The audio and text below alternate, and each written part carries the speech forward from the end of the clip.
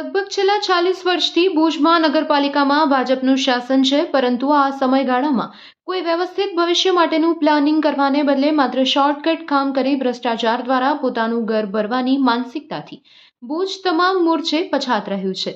ભ્રષ્ટ અધિકારીઓ અને પાણી વગરના શાસકોના પાપે ભુજમાં દુષ્કાળ જેવી પરિસ્થિતિનું નિર્માણ થઈ રહ્યું છે તેવું ભુજ સિટી કોંગ્રેસ કમિટી દ્વારા આક્ષેપ કરતા જણાવાયું હતું. ભૂકંપ પછી વિશ્વના વિવિધ દેશ, કેન્દ્ર સરકાર, રાજ્ય સરકાર અને અનેક સેવાભાવી સંસ્થા, world bank, Asian development bank વગેરે મારફતે અરબો રૂપિયાની સહાય અને લોન કચ્છના વિકાસ માટે આવી. શરૂઆતમાં સારું કામ કરી શકે એવા અધિકારીઓને તાત્કાલિન ભાજપની નેતાગીરીએ પોતાના સ્વાર્થ માટે ટકવા ન દીધા. પછી એકાદ પ્રદીપ શર્મા જેવા અધિકારીએ સારું કામ કર્યું તો એને નરેન્દ્ર મોદી સાથેના અંગત વાંધાના લીધે છેલ્લા 15 વર્ષથી પરેશાન કરવામાં આવી રહ્યા છે. નગરપાલિકામાં 40 વર્ષ, રાજ્ય સરકારમાં 29 વર્ષ અને કેન્દ્ર સરકારમાં 10 વર્ષના શાસનમાં ભાજપના નેતાઓએ કચ્છ માટે કંઈ ખાસ ઉગાડ્યું નથી. આજે ભુજના રિંગ રોડની હાલત જુઓ તો ભૂકંપ પછી બન્યા, પરંતુ તેની જાળવણી નગરપાલિકાથી થતી નથી. સફાઈના નામે ભુજમાં માત્ર બિલ જ બને છે. દર મહિને 61 લાખ ખર્ચ્યા પછી પણ ભુજ તમને સ્વચ્છ દેખાશે નહીં. ગટર છલકવી એ ભુજવાસીઓ માટે રોજિંદી બાબત બની ગઈ છે. શહેરના રસ્તાની હાલત પણ ખરાબ છે. પાણી વિતરણ અમુક વગદાર વિસ્તારમાં બીજા ત્રીજા દિવસે થાય છે, પણ બાકીના ક્યાંક 4-5 દિવસ અને કેટલાક વિસ્તારમાં 8 દિવસે માંડ પાણી મળે છે. અને આઝાદીના 77 વર્ષ બાદ પણ અમુક વિસ્તારમાં આજે પણ નળમાંથી પાણી નથી આવતું, ત્યાં રોજ ટેન્કર મોકલવા પડે છે. રાવલવાડી પાણીના ટાંકા ખાતેથી પાણી અપાય છે, તે પણ ગેરવહીવટના લીધે પ્રજાના પૈસાનો જ વ્યય છે, કેમ કે મહિને 5 લાખથી વધુ ખર્ચ કરીને પણ ત્યાં સામાન્ય પ્રજા કરતાં વધારે લાભ વગદાર વિસ્તારને મફતમાં અપાઈ રહ્યો છે. ભુજમાં સિટી બસની સુવિધા નથી. 56 કિલોમીટરમાં વિસ્તરેલા શહેરમાં વૃદ્ધ, મહિલાઓ, વિદ્યાર્થીઓ રોજ મોંઘા ભાડા તેઓને ખર્ચવા પડી રહ્યા છે. 150 કરોડથી વધારે બજેટ ધરાવતી ભુજ નગરપાલિકામાં કોઈ અનુભવી કુશળ કર્મચારી નથી.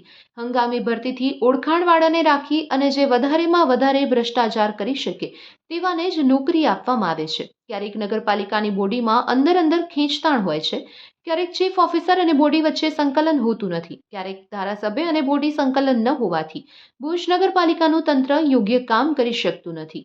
ભુજમાં લાઈન તૂટી ત્યારથી કોઈ આયોજન કરવાને બદલે ભુજ નગરપાલિકાના સત્તાધીશો સૂતા રહ્યા.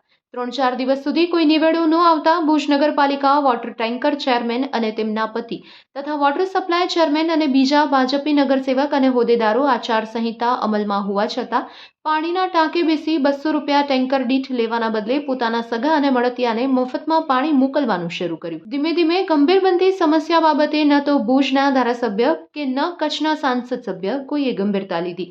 આમ જ અઠવાડિયું નીકળ્યું. લોકો પાસે પાણી ન રહે. લોકો નગરપાલિકામાં 200 રૂપિયા ભરી ટેન્કરની રાહ જોતા રહ્યા, પરંતુ ટેન્કર તો માત્ર હોદ્દેદારો કહે ત્યાં જ મોકલવામાં આવ્યું.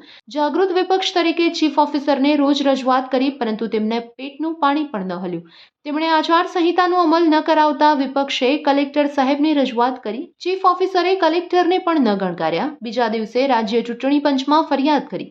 કલેક્ટર ભુજ પ્રાંતને બોલાવી વોર્ડ દીઠ સમસ્યા ગોઠવવા કહ્યું અને તેમાં પણ વોર્ડ દીઠ 2 ટેન્કર નગરસેવકોને સોંપવામાં આવ્યા. ફરી વિરોધ કર્યો અને જે લોકોએ શરૂઆતમાં પાણીની વર્દી નોંધાવી હતી તેમનાથી ટેન્કર મારફતે વિતરણ શરૂ કરવા રજૂઆત કરવામાં આવી. આમ પાણી જેવી મૂળભૂત જરૂરિયાતમાં વહાલા દવલાનું રાજકારણ કરી ભાજપે પોતાની સત્તા લાજવી છે તથા ભાજપને સાથ આપી કચ્છના ઉચ્ચ અધિકારીઓ પોતાના હોદ્દાની ગરિમા ગુમાવી દીધી છે. કેટલાક લોકો કલેક્ટર, ચીફ ઓફિસર, પ્રાંત ભુજને રજૂઆત કર્યા છતાં પણ વ્યવસ્થામાં કોઈ સુધારો થયો નહીં. લાચાર લોકોની લાચારી જોઈ એમ થયું કે આવા દિવસો જોવા માટે શું અસંખ્ય લોકોએ શહીદી વહોરી અને આ દેશને આઝાદી અપાવી હતી? અંદાજિત 30 કરોડથી વધારે રૂપિયા વર્ષો પહેલા ભારા પર પાણી યોજનાના નામે ખર્ચાયા હતા. ત્યાંથી એક દિવસ પણ ભુજની પ્રજાને પાણી મળતું નથી. નગરપાલિકામાં કામ કરતા હંગામી કર્મચારીઓનો પગાર 10 થી 15 હજાર જેટલો છે. તેઓ ટૂંકા ગાળામાં જ મોંઘી 10 થી 15 લાખની ગાડી લઈને નોકરી આવે છે. ખરેખર શું સમજવું? નગરપાલિકામાં પાણીની મોટર બહાર કાઢવાની કામગીરી જે અગાઉ પોતાના કર્મચારી દ્વારા કરવામાં આવતી, તેને કોન્ટ્રાક્ટર દ્વારા કરાવીને કામગીરી પેટે 3 ગણા પૈસા ચૂકવવામાં આવી રહ્યા છે. ભુજ નગરપાલિકા ઉપર પાણી પુરવઠા GWIL, PGVCL અને સરકાર પોતે કરોડોની રકમ ચડત છે. ભુજમાં જન્મતો બાળક નગરપાલિકાના માત્ર નગરપાલિકાના લેણા પેટે 10 થી 15 હજાર જેટલું દેવું લઈને જ જન્મે છે, જે પણ કેટલી હદે વ્યાજબી ગણાય. ભ્રષ્ટ અધિકારીઓ અને પાણી વગરના નેતાઓના પાપે ભુજમાં દુષ્કાળ જેવી પરિસ્થિતિનું નિર્માણ થયું. છેલ્લા 40 વર્ષથી શાસન કરતી ભારતીય જનતા પાર્ટીનો કોઈ પૂર્વ આયોજન અને પ્લાનિંગ વગર ખાલી માત્ર ભ્રષ્ટાચાર કરવાની નીતિના લીધે આજે ભુજમાં દુષ્કાળ જેવી પરિસ્થિતિ સર્જાઈ ગઈ. આ એક સામાન્ય વસ્તુ છે. ફોલ્ટ થાવો લાઈનમાં આ એવી કોઈ ગંભીર બાબત નથી કે આખા શહેરને બાનમાં લેવું પડે. એક લાઈન લીક છે. આજે વર્ષોથી તમને ખબર છે આ ભુજોડી બ્રિજ બન્યો એને 13-14 વર્ષ થયા. ત્યારે એ લાઈન બાયપાસ કરવાની જરૂર હતી, પણ ત્યારે ભ્રષ્ટાચાર કરી પુલ નીચે લાઈન આવી જવા દીધી. ખરેખર ત્યારે જ બાયપાસ કરવાની જરૂર હતી, ત્યારે ન થઈ. તો એ લાઈન લીક છે એ ઘણો સમયથી ખબર છે. એની એક બાયપાસ લાઈન બનાવવામાં આવી. 2021માં એનો બિલ બની ગયો, કાગળ ઉપર ચકાસણી પણ થઈ ગઈ, એનો ટેસ્ટિંગ થઈ ગયો, એ લાઈન ઓકે છે. પરંતુ હવે જ્યારે નર્મદાની લાઈનમાં એક દિવસ માટે બ્રેક આવ્યો અને નેશનલ હાઈવે તરફથી કહેવામાં આવ્યું કે આ લીકેજ બંધ નહીં થાય તો પુલ પડી જશે, કેમ કે પુલ બનાવનારી કંપનીએ પણ કદાચ ઇલેક્ટ્રોલ બોન્ડ મારફતે ભાજપને ચૂંટણી ફંડ આપ્યું હશે, એટલે જ આટલો નબળો કામગીરી હોય કે પાણીના લીકેજના લીધે આ પુલ બની જાય. અને પુલની ગુણવત્તા વિશે આપણે સૌ જાણીએ છીએ કે જેટલા વર્ષ બનવામાં લાગ્યા એટલા મહિના પણ એ રહ્યો નહીં અને શરૂઆતથી જ નબળી કામગીરી એની દેખાવા માંડાણી. હવે પુલ ન પડી જાય એના માટે થઈને આ લોકોએ અચાનક લાઈન રિપેર કરવાનો શરૂ કરી દીધો. કોઈ પ્લાનિંગ નહીં, કોઈ આયોજન નહીં, કોઈ વૈકલ્પિક વ્યવસ્થા નહીં. એમાં 4-5 દિવસ બગાડ્યા. એના પછી બાયપાસ લાઈન જે લાગેલી હતી એ પછી ઉતાવળમાં એનામાં કનેક્શન આપવામાં આવ્યું તો એ લાઈન પણ તૂટી ગઈ. એનામાં અસંખ્ય પંચર થયા. એનું કામ એટલું ખરાબ થયું છે. 3 વર્ષ અગાઉ 2.5-3 કરોડ રૂપિયાના ખર્ચે બનેલી લાઈન 2.5 કલાક પણ ચાલી નહીં.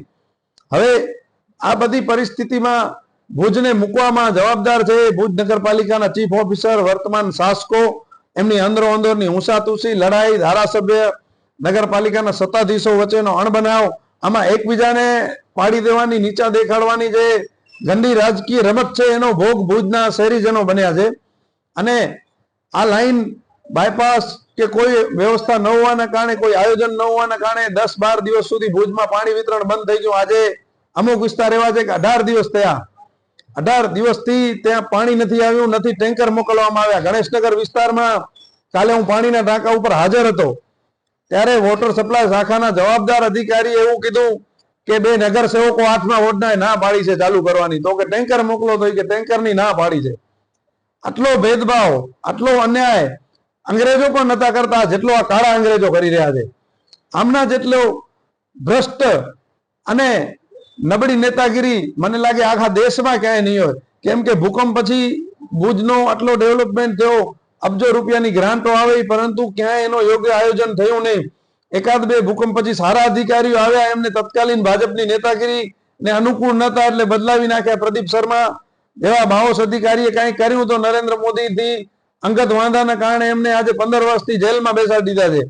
આમ કોઈ સારા માણસોને ન રાખી અને માત્ર ભુજ નગરપાલિકામાં પણ અત્યારે એ જ પરિસ્થિતિ છે કે જે વધારેમાં વધારે ભ્રષ્ટાચાર કરી ચીફ ઓફિસર અને શાસકોને ભાગ આપે એવા લોકોને ભરતી કરવામાં આવે છે. કોઈ કાયમી કુશળ કર્મચારીઓ નથી.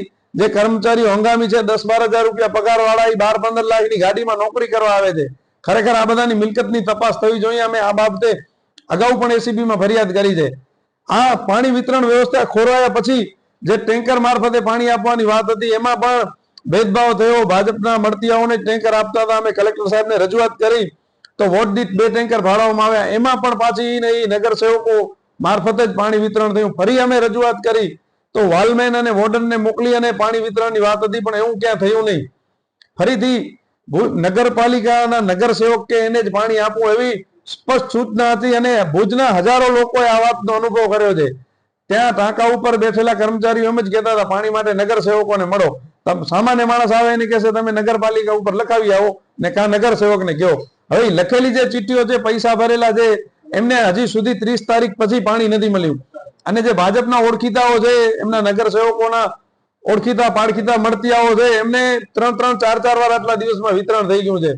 ખરેખર સામાન્ય નાગરિકો એ આ ભાજપના શાસનમાં ગુનો હોય એવી પરિસ્થિતિ, એવી લાગણી ભુજના સામાન્ય નાગરિકો અનુભવી રહ્યા છે કે જેઓની કોઈ રાજકીય પહોંચ નથી.